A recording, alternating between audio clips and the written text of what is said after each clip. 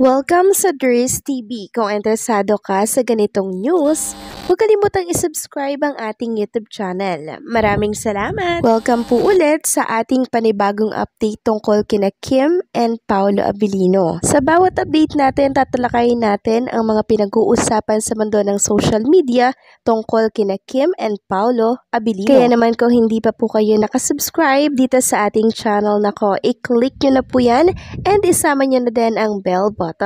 So ayan, welcome back again sa ating YouTube channel mga kakimpaw. Sa update natin ito ang pag-uusapan natin ay tungkol sa mga importanteng kaganapan kina Kim and syempre kay Paolo Abilino.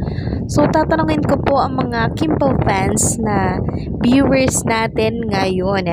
So ano po ba ang nilulook forward nyong mga ganap after, before, and during contract signing ni Paolo Abilino sa Star Magic? So palupitan po ng sagot mga kakimpaw dyan sa comment section ng ating update. Kasi kung ako ang tatanungin mga kakimpaw, syempre looking forward ako sa mga magiging project ni Paolo and syempre ni Chinita Princess under po ng Star Magic.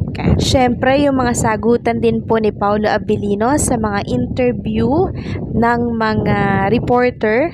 Tingnan natin kung mababago po yung mga sagutan niya, kung sino yung gusto pa rin niyang makapareha, si Chinita Princess pa din ba?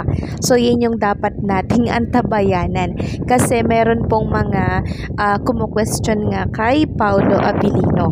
Yan yung inaabangan ko bukas kasi bukas ata yung contract signing ni Paolo Abilino and for sure meron po yang pa-live siguro sa Star Magic po na page. Abangan na lang din natin, then ibabalita ko po sa inyo yan once na nalaman natin kung meron bang live or wala. Ganun pa man, thankful po ako mga kakimpaw na si Paolo Abilino po ay pipirma na ng kontrata. Kasi syempre, pag may pinirmahang kontrata yan, meron niyang panibagong project. Bukod ito sa series na gagawin ni Kim and Paolo Abilino. And sa previous update natin kung nakapanood kayo, bale tatlong malalaking project ata yung niluluto for Kim and Paolo Abilino. So, subaybayan na lang din natin yan, okay?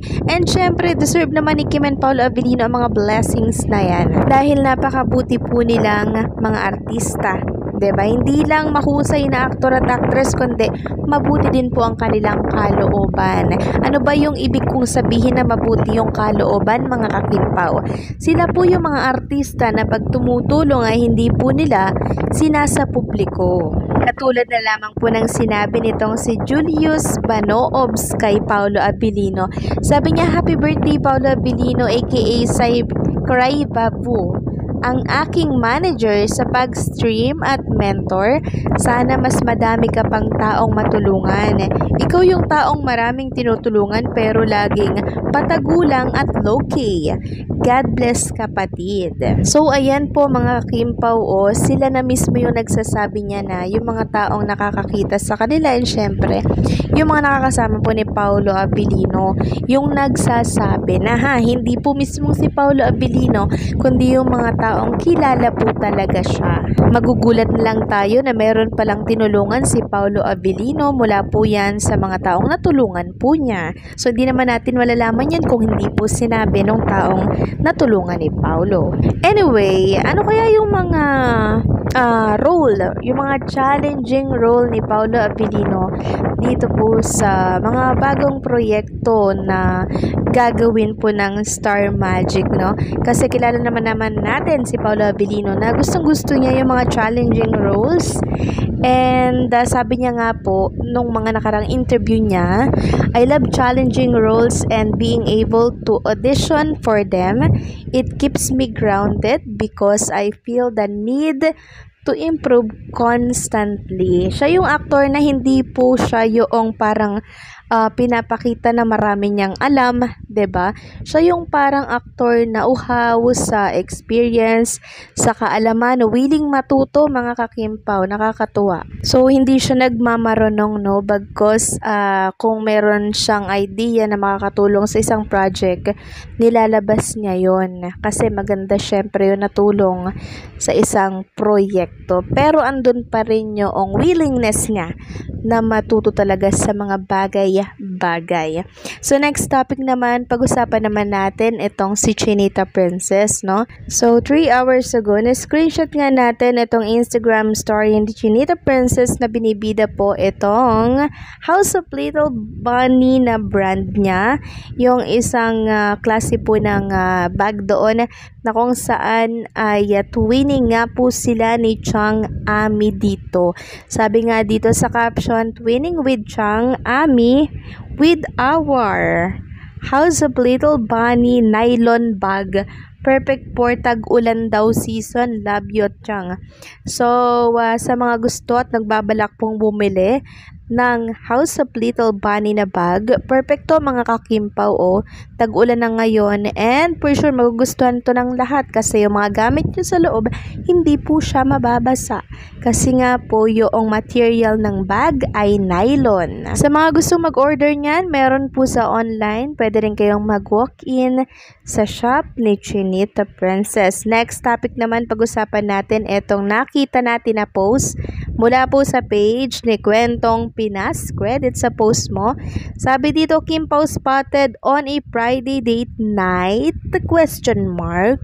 Kahit maulan, tuloy daw ang babe time. So, Friday night, ito ba ay tumutukoy sa ganap noong Biyernes na kung saan maulan din po talaga? And nakita nga natin yung Instagram story ni Chinita Princess nung Friday ba yun or nung Sabado? Basta maulan yun mga kakimpaw. Habang siya ay nagbabiyahe, lulan po ng kanyang kotse mga kakimpaw, no? So parang hindi siya yung driver doon. Pero kitang-kita talaga yung patak ng ulan mga kakimpaw. Sobrang lakas. Nag-worry nga po ang ilang mga kimpaw fans kasi maulan po, 'di ba? Delikado sa daan, medyo slippery din po kasi ang daanan mga kakimpaw. So siguro ito yung tinutukoy dito sa post nitong Kwentong Pinas. Credit po sa post mo, no? Sabi niya dito, nag-babe time di umano. Si Kim and Paul Abilino, Friday date night, kahit maulan. Abay kung totoo to mga kakimpaw, super nakakatuwa naman to. Good news syempre to sa mga Kimpaw fans na nagmamahalan, sumusuporta po kay Kim and Paolo Abilino. Lalo na ngayon, 'di ba? Sobrang namimiss nila si Kim and Paolo dahil wala masyadong ganap sa kanilang dalawa Hindi pa nga po nasisimula na yung series na project ni Kim and Paolo. Kaya naman uhaw ang mga fans sa mga pagganap na katulad nito.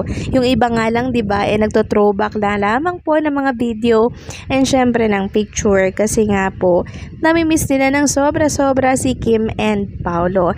And deserve naman nilang lumabas ni Paolo Abilino and Chinita Princess kasi napakasipag ni Kim Chu. 'Di ba? Lagare kung lagare. So anong say nyo dito mga kakimpaw? Please comment down below and syempre wag yung kalimutan yung question ko kanina na mag-iwan kayo ng kasagutan sa comment section natin kung ano ba yung nilulook forward ninyo sa pagpirma ni Paolo. So paano hanggang dito na lamang po ang update natin. Maraming salamat sa patuloy na pagsuporta.